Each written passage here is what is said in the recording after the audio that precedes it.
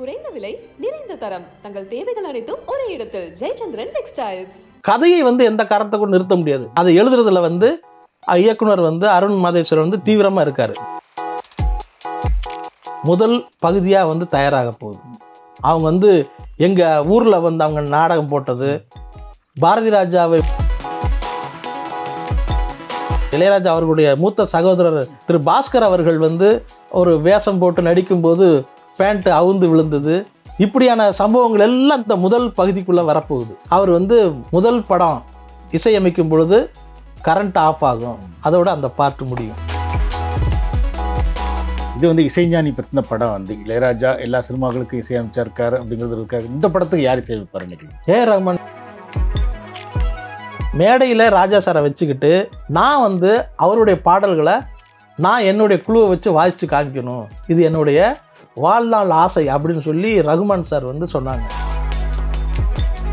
கீரவாணி இரவிலே பகலிலே பாடவாணி, இந்த பாட்டை கேட்டுட்டு இதில் மயங்கி போய் அந்த பாட்டை தன்னை பேராக வச்சுக்கிட்டார்.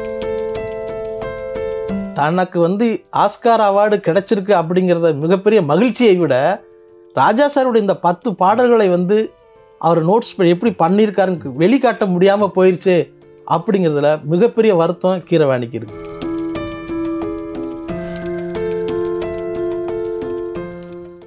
வணக்கம் கண்ணன். வணக்கம். தனுஷ் நடிப்பில் ஒரு பயோபிக் ரெடி ஆகிட்டு இருந்தது, அப்புறம் டக்குன்னு ட்ராப் ஆகிடுச்சு. அது என்ன கண்டிஷனில் இருக்குது? ஒரு ஆர்கியூமெண்ட்ஸ்க்கு அப்புறம் தான் அந்த சம்பவம் முடிவு எடுத்தாங்க. ஒரு கட்டத்தில் நிறுத்திடலாம் அப்படிங்கிறது. காரணம் என்னென்னா, இது இந்த படம் தொடங்கப்பட்டதுலேருந்தே தனுஷை முன்னிலைப்படுத்துகிற மாதிரி இருக்குது அப்படிங்கிறத பல வாரம் எல்லாரும் பேசப்பட்டது. இணையதெல்லாம் எழுதுனாங்க. பலருக்கும் அதோடைய பெரிய ஒரு அது கருத்தாகவே இருந்தது. ஆனால் அடுத்த தலைமுறைக்கு இளையராஜா அவர்களுடைய பயோபிக் அறிமுகப்படுத்தி அதை பெருமளவு ரசிக்க வைக்கணும் அப்படின்னா இன்றைய தலைமுறைக்கு ஏற்ற ஒரு நடிகர் யார் அப்படின்னு பார்த்து அவரை நடிக்க வைக்கணும் அப்படிங்கிற ஒரு முயற்சியாக தான் தனுஷை உள்ளே வந்திருக்காரு. அவர் உள்ளே நடித்து முடிச்சிட்டாலுமே அது எப்படி மாறிடக்கூடாதுங்கிற பயம் எல்லாருக்கும் இருக்குது. எப்படின்னா, ஒரு கட்டத்துக்கு மேலே தனுஷ் மியூசிக் டைரக்டர் நடிச்சிருப்பார்ல அந்த படம் அப்படிங்கிற பேர் வந்துடக்கூடாது.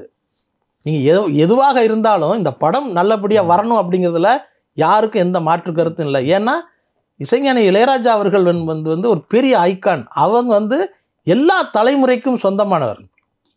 அவர் இசை பழைய இசையும் கிடையாது, புது இசையும் கிடையாது, எப்பவும் இசை தான். அப்படியாக நம்ம உருவகப்படுத்தி பார்க்குற பொழுது தனுஷ் அவர்கள் இந்த படத்தில் நடிக்கிறதுல பெரிய வெறுப்பு யாருக்கும் கிடையாது. ஆனால் அதை அவர் சரியாக செய்யணும். அதை எங்கே இளையராஜா அவர்கள் தான் தெரியணும், தனுஷ் தெரியக்கூடாது அப்படிங்கிறது தான் இங்கே எல்லாருடைய ஒட்டுமொத்த கருத்தாக இருக்குது. அப்படியாக நேரத்தில் அந்த வாக்குவாதம் நடந்தபோது, பணம் தொடர்பான விஷயங்கள் நடந்தபோது இந்த படத்தை நிறுத்தணும் அப்படிங்கிற ஒரு முடிப்பு, சரி இப்போ விட்டுருவோம் அப்படின்னு சொல்லுவாங்களே, அது மாதிரி நடந்தது. அதை தான் நம்ம பகிர்ந்துக்கிட்டோம். ஆனால் இன்றைக்கு சூழலுக்கு கதையை எந்த காரணத்தை கூட நிறுத்த முடியாது. கதையை ஸ்கிரிப்ட் வைஸாக அதை எழுதுறதுல இயக்குனர் அருண் மாதேஸ்வரன் தீவிரமாக இருக்கார். அது எப்படி அதை பண்ணுறாங்க அப்படின்னா, இளையராஜா அவர்கள் ஒரு இடத்துல சொல்லியிருப்பாங்க, அவருடைய புத்தகத்தில் பால்நிலா பாதையில் சொல்லியிருப்பாங்க, நாங்கள் எங்களுடைய சிறு வயதில் நாங்கள் பல நாள் கஷ்டப்பட்டிருக்கோம், பல நாள் பட்டினியாக இருந்திருக்கோம், ஆனால் ஒரு நாள் கூட நாங்கள் துன்பப்பட்டு வாழ்ந்தது கிடையாது அப்படின்னு சொல்லியிருப்பாங்க. இது வெறும் சாதாரண வார்த்தை கிடையாது. நாங்கள் பசியில் தான் இருக்கோம், ஆனால் ஒரு நாள் கூட துன்பப்பட்டதில்லை அப்படிங்கிற விஷயம் இருக்குல்ல. அப்போ அவங்க எவ்வளவு ஜாலியான வாழ்க்கையை, துயரங்களை எப்படி ஈஸியாக எடுத்துக்கிட்டாங்க அப்படிங்கிற ஒரு விஷயத்தை நம்ம பார்க்கணும். அதுதான் இந்த படத்துடைய முதல் பகுதியாக தயாராக போகுது. அவங்க எங்கள் ஊரில் அவங்க நாடகம் போட்டது, பாரதி ராஜாவை முதல்ல சந்தித்தது, பாரதி ராஜா ஒரு சுகாதார அதிகாரியாக பண்ணைப்புறத்துக்குள்ளே காலடி வச்சது, அவர் பேண்ட் சட்டை போட்டு வந்ததை பார்த்து இவங்கெல்லாம் அதை பாவலர் சகோதரர்கள் பார்த்து சிரித்து கமெண்ட் பண்ணி கிண்டல் பண்ணது, கேலி பண்ணது, இது எல்லாம் அந்த கதைக்குள்ளே வரப்போகுது. முதல்ல பாரதி ராஜா அவர்கள் எங்கள் ஊர், அது என்னுடைய ஊர் பழனிச்செட்டிப்பட்டிங்கிற கிராமத்தில் நாடகம் போடும்போது முதல் முறையாக இளையராஜா அவர்கள் அவங்க அந்த நாடகத்துக்கு இசையமைத்தது. அப்போது நடந்த பல கலாட்டாவான சம்பவங்கள், அதாவது கிண்டல் கேலியும் சின்ன வயது நடக்கும்ல, அந்த மாதிரி சம்பவங்கள். அதில் இளையராஜா அவர்களுடைய மூத்த சகோதரர் திரு பாஸ்கர் அவர்கள் ஒரு வேஷம் போட்டு நடிக்கும்போது பேண்ட் அவுந்து விழுந்தது. இப்படியான சம்பவங்கள் எல்லாம் இந்த படத்தை இந்த முதல் பகுதிக்குள்ளே வரப்போகுது. இந்த பகுதிக்குள்ளே வந்த இந்த கதை ஓட்டம் இருக்குல்ல, இது எல்லாமே வந்து சீரியஸ் தன்மையாகவே இருக்காது. இது வந்து முழுக்க முழுக்க நகைச்சுவையாகவே இந்த முதல் பகுதி வந்து தயாராக போகுது அப்படிங்கிறது தான் நம்ம இதில் வந்து இருக்குது. காரணம் என்னென்னா, ராஜா சார்கிட்ட வந்து நமக்கு வந்து அவர் பெரிய டென்ஷனாக இருப்பாங்க அப்படிலாம் நம்ம நினைக்கிறோம். ஆனால் நல்ல காமெடியை வந்து ரொம்ப ரசித்து பார்க்கக்கூடிய ஒரு பெரிய ஒரு நல்ல ஹியூமர் சென்ஸ் வந்து ராஜா சார்கிட்ட இருக்குது. அதனால தான் பல படங்களில் வர்ற காமெடிகளுக்கு வந்து பின்னணி இசையை வந்து எல்லா படங்களும் பயன்படுத்தியிருப்பாங்க. மன்னன் படத்துடைய பின்னணி இசை இருக்குது பார்த்தீங்களா? அதாவது கவுண்டமணியும் ரஜினியும் டிக்கெட் கவுண்டருக்குள்ளே புகுந்து போய் தேட்டரில் வந்து விஜயசாந்தி கிட்ட போய் அந்த மோதிரம் வாங்குகிற அந்த காட்சி, அது வரைக்குமான மியூசிக் இருக்குல்ல, அந்த மியூசிக் வந்து இது வரைக்கும் அல்டிமேட்டான ஒரு காமெடிக்கான ஒரு மியூசிக். அதை வந்து இன்னும் பல படங்களில் பல காமெடிகளுக்கு அதை பயன்படுத்திகிட்டு இருக்காங்க. இதுக்கு காரணம் வந்து ராஜா சார்கிட்ட இயல்பாகவே இருக்கிற அந்த காமெடி சென்ஸ், அதுதான் இசையை வந்து வெளிக்கொண்டு வருது. இன்னும் கரகாட்டக்காரனில் வர்ற அந்த கார் தள்ளிட்டு வரும்போது வர்ற ஒரு இசை இருக்குல்ல, அதுவும் அப்படி தான். அதனால் இந்த படம் முழுக்க இசைஞானி திரு இளையராஜா அவர்களுடைய ஆலோசனையில் நல்ல முழுக்க நகைச்சுவை பகுதியாகவே முதல் பகுதி வரப்போகுது. சமீபத்தில் இணையதளத்தில் மேரின்னு ஒரு படம், மேரி அப்படிங்கிற ஒரு படம் பார்த்தோம். அது எப்படின்னா, ஜீசஸை பற்றின கதை.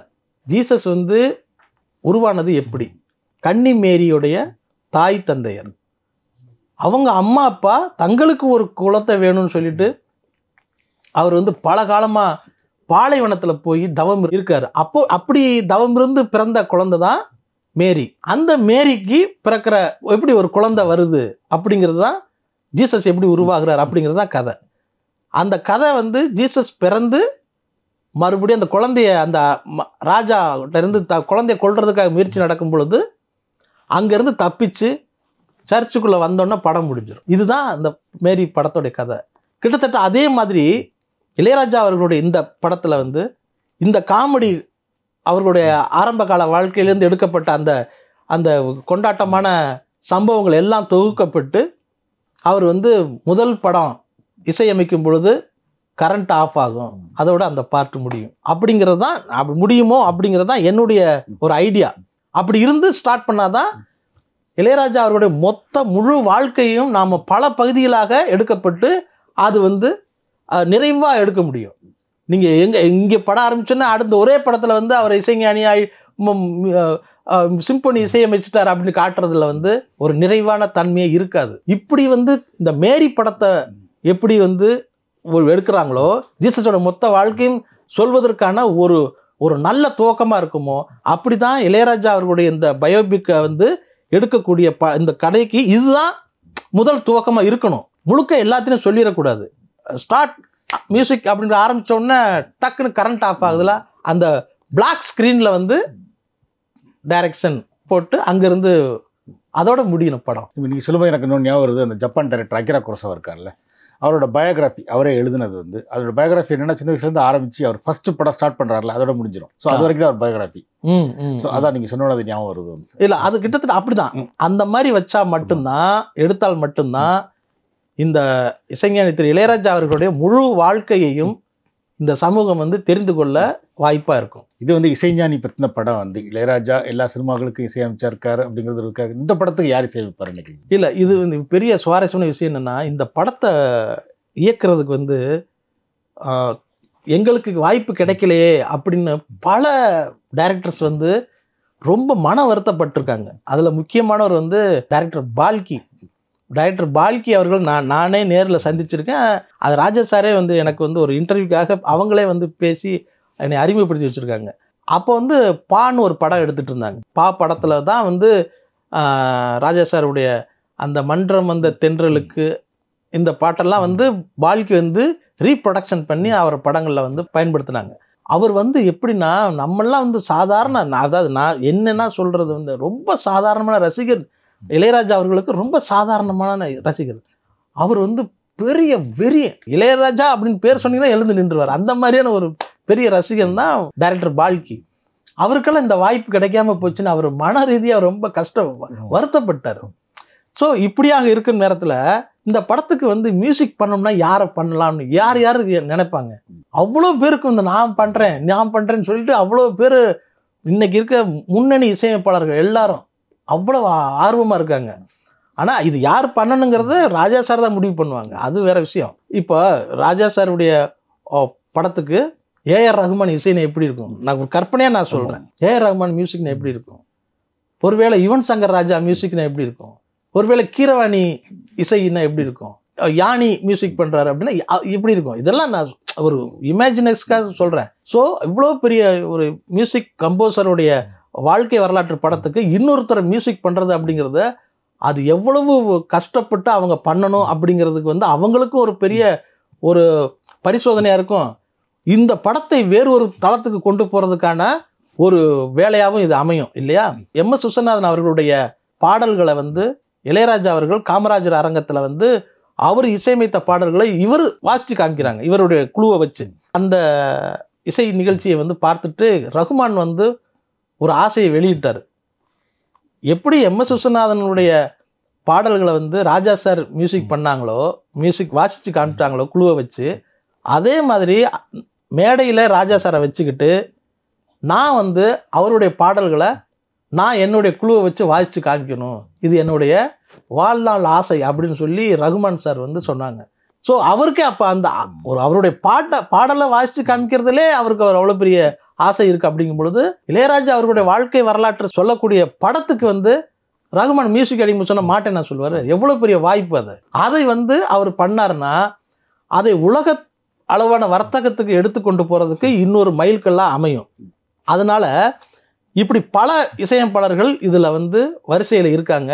அது யார் இசையமைக்கிறாங்க அப்படிங்கிறத கடைசி நேரத்தில் நமக்கு தெரியும், அது அறிவிப்பு வரும்போது தெரியும். இப்போ நீங்கள் ரகுமான் பற்றி சொன்னோன்னு எனக்கு இன்னொன்று ஞாபகம் வருது. சமீபத்தில் ஆஸ்கார் விருது வாங்கினார் கீரவாணி வந்து. அவரை எப்படி ஒரு நல்ல சாய்ஸாக பார்க்குறீங்களா? கீரவாணி வந்து அவருடைய பேர் வேற, மரகதமணி எப்படி தமிழ்லேயே கூட மரகதமணிங்கிற பேர்லேயே அவர் இசையமைச்சார். பல படங்களுக்கு இசையமைச்சிருக்காரு. இன்னும் பல இந்த தலைமுறைக்கு தெரியாது, அதுக்காக சொல்ல வர்றேன், அதை தெரிஞ்சுக்கணும் அப்படிங்கிறதுக்காக. அவருடைய இங்கே வந்து இசையமைத்ததுக்கு பிறகு இளையராஜா அவருடைய எப்படி டைரக்டர் பால்கி எப்படி பெரிய ஃபேனோ அதே மாதிரி கீரவாணி வந்து ராஜா சாருடைய மிகப்பெரிய ஃபேன். அவர் வந்து இங்கே வந்ததுக்கப்புறம் இளையராஜாவுடைய பாடல்களை ஃபுல்லாக கேட்டுகிட்டே இருக்கார். அவர் வாழ்க்கையில் அங்கே தெலுங்கில் வளர்ந்தவர் இல்லையா? இளையராஜாவுடைய பிடிக்கும் அப்படின்னா எல்லா பாடல்களும் அவர் கேட்டிருக்க மாட்டார். ஆனால் ராஜா சாருடைய ஒரு பாடலை கேட்டுட்டு ரொம்ப ஃபேனாகி ரொம்ப புல்லரிச்சு இப்போ என்ன பண்ணிட்டாரு, அந்த பாட்டோடைய பேரை வரியவே தன்னுடைய பேராக வச்சுக்கிட்டாரு, அதோட ராகத்தவே தன்னுடைய பேராக வச்சுக்கிட்டாரு. அது பேர் தான், அதனால தான் கீரவாணி. அதுக்கப்புறம் தான் அவர் கீரவாணியாக மாறுறாரு. அதுக்கப்புறம் தான் கீரவாணியாக மாறுறாரு. அந்த பாட்டே வந்து கீரவாணி இரவிலே பகலிலே பாடவாணி, இந்த பாட்டை வந்து கேட்டுட்டு இதில் மயங்கி போய் அந்த பாட்டை பேரவே தன்னை பேராக வச்சுக்கிட்டாரு. இளையராஜா ரசிகர். அவருக்கு ஆஸ்கார் அவார்டு வாங்கினவர், அவருடைய ராகத்தையும் தன்னுடைய பேராக வச்சுக்கிட்டவர். அவர் வந்து இவர் ராஜா சாருடைய படத்துக்கு இசையமைக்கணும்னு சொன்னால் அது எவ்வளோ பெரிய விஷயம். அது அவருக்கு ஆசையும் பட்டிருக்காரு. சமீபத்தில் அவர் என்ன அவருடைய பெரிய ஆசை வந்து என்ன அப்படின்னா, கீரவாணிக்கு இளையராஜா அவர்களுடைய இசையில் வெளிவந்த ஒரு 10 பாடல்களை, ரொம்ப கஷ்டமான ஒரு பாடல்களை 10 பாடல்களை தேர்வு பண்ணி ஒரு பெரிய அரங்கத்தில் அவர் வந்து ஒரு சின்ன ட்ரூப் வச்சுக்கிட்டு வாசிக்கணும். வாசிச்சுட்டு இந்த பாட்டில் என்னென்ன விஷயங்கள் வந்து ராஜா சார் செய்திருக்காங்க, இசை வடிவமாகவும் அதன் தொழில்நுட்ப ரீதியாகவும் அந்த ராகத்தை எப்படி கையாண்டிருக்காங்க, எப்படி அந்த வந்து இன்ஸ்ட்ருமெண்ட்டை வந்து இன்னும் சிலரால் வாசிக்க முடியாத ஒரு நோட்ஸுகளை வந்து எப்படி வந்து இசை குறியீடுகளை வந்து எப்படி வந்து பயன்படுத்தியிருக்காங்க அப்படிங்கிறத ரசிகர்களுக்கு டெமோ பண்ணி காமிக்கணும், அதை வந்து வாசித்து காமிக்கணும் அப்படின்னு கீரவாணிக்கு மிகப்பெரிய ஆசை. அதை வந்து வெளிப்படையாக சொல்கிறாரு. அதுக்கு தயாராகவும் ஆயிட்டார். அவர் வந்து இங்கே உள்ள சிக்கல்கள்லாம் தெரியல. அவர் கீரவாணி அந்த 10 பாடல்களையும் ரெடி பண்ணி ப்ராக்டிஸ் பண்ணி அவர் தயாராகிட்டார் ஒரு இடத்துல வாசிக்கணும் அப்படின்ட்டு. ராஜா சார்கிட்ட அனுமதி மட்டும் கேட்கணும் அப்படிங்கிறதுக்காக வெயிட் பண்ணிகிட்டு இருக்கார். ஆனால் இந்த ராயல்ட்டி பிரச்சனை இருக்குல்ல, அதில் வந்து சிக்கல் வந்துருச்சு. அவர் ரொம்ப அப்செட் ஆகிட்டார். தனக்கு வந்து ஆஸ்கார் அவார்டு கிடைச்சிருக்கு அப்படிங்கிறத மிகப்பெரிய மகிழ்ச்சியை விட ராஜா சாருடைய இந்த 10 பாடல்களை வந்து அவர் நோட்ஸ் எப்படி பண்ணியிருக்காருன்னு வெளிக்காட்ட முடியாமல் போயிடுச்சு அப்படிங்கிறதுல மிகப்பெரிய வருத்தம் கீரவாணிக்கு இருக்குது. அது இப்பவும் இருக்குது அவர்கிட்ட. அதே மாதிரி கன்னடத்தில் எவ்வளோ பெரிய ஹீரோ சுதீப், அவருக்கு வந்து ராஜா சார் கூட ஒரே ஒரு ஃபோட்டோ எடுக்கணுங்கிற ஆசைப்படுறாரு. கன்னடத்தை அவ்வளோ பெரிய ஹீரோ ராஜா சார், கன்னடத்துக்கு அவ்வளோ படங்கள் பண்ணியிருக்காரு. சாரை பார்க்குறதுக்கே பயப்படுறாரு, இதை கேட்கறதுக்கே பயப்படுறாரு. யார்கிட்டயோ ஒருத்தர் டைரக்டரை சொல்லி நான் இப்படி ஒரு பண்ண, அவர் டைரக்டராக மறந்து போயிட்டு என்னங்க நீங்கள் போய் இப்படி கேட்குறீங்கன்னு. ஆனால் ராஜா சார்கிட்ட கேட்கறதுக்கு பயம், தயக்கம், இவ்வளவு விஷயங்கள் இருக்குது. அப்போது உச்சமாக நம்ம யார் உச்சமாக நினைக்கிறோமோ அவர்களே வந்து இசைஞானி இளையராஜா அவர்களை வந்து அவரோட பார்க்கணும், அவர் படத்துக்கு மியூசிக் பண்ணணும்னு காத்து இருக்கிற இந்த நேரத்தில் ஒரு சின்ன மண்டபத்துக்குள்ளே உள்ள விடாததா ஒரு பெரிய விஷயமா போச்சு. ரசிகர்களுக்கும் இளையராஜாவுக்கும் அது ஒரு தூசு, அவ்வளோதான். ஓகே.